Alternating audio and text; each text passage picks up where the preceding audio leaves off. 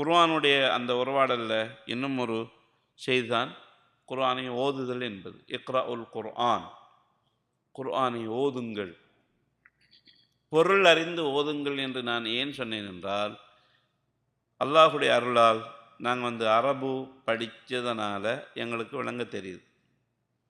அரபு தெரிஞ்ச சொல்லுகளை நீங்கள் உங்களுக்கு கேட்கும்போது இதைத்தான் சொல்லுது போல இருக்குன்னு சொல்லி நீங்கள் நினைப்பீங்க. அப்படியே இல்லையா? அதை பொருள் அறிந்து ஓதுவீர்கள் என்றால் அதனுடைய இனிமையும் அதனுடைய தனித்தன்மையும் வித்தியாசமானது. அதனுடைய மாற்றம் வித்தியாசமானது. அதற்காகத்தான் குர்ஆன் நாங்கள் என்ன செய்யணும்? ஓதணும். அலிஃப்லாம் மீம் என்று சொல்லி சொன்னால் 30 நன்மை சும்மாவே வந்துடும். அலிஃப்லாம் மீம் 30 நன்மை கிடைக்கும். நாங்கள் நபி ஸல்லல்லாஹு அலைஹி வஸல்லம் அலிஃபுக்கும் லாமுக்கும் மீமுக்கும். அப்போ இந்த நன்மைகள் எங்களை மாதிரி மக்களுக்கு கட்டாயம் அவசியமான ஒன்று. பெரிய செல்வந்தர்கள் செல்வத்தை கொடுத்து சொர்க்கத்துக்கு போயிடுவாங்க. எங்களை மாதிரி மக்கள், சாமானிய மக்கள் நன்மைகளை என்ன செய்யலாம்? இப்படித்தான் கொள்ளையடிக்க முடியும்.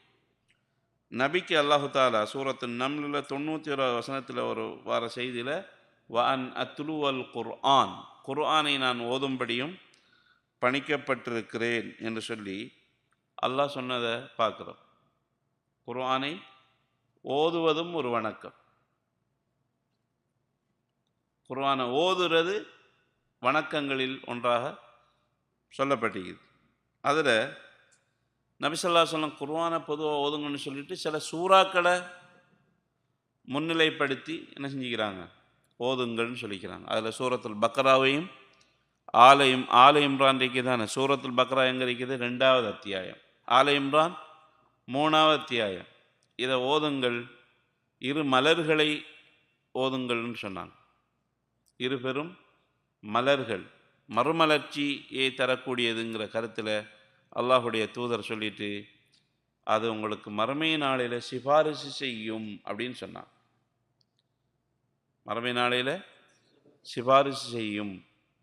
இது அல்லாஹுடைய தூதருடைய வாக்குகளில் ஒன்றாக இருக்கிறது.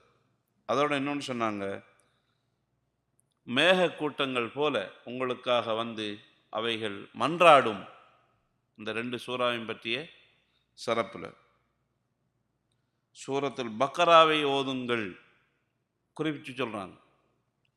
ஃபைன்ன அஹ்தஹு பரக்கா, நீங்கள் அதை எடுத்துக்கொள்வது பரக்கத், வ தர்கஹா ஹஸ்ரா, அதை நீங்கள் விட்டு விலகுவீர்கள் என்றால் கை சேதம்.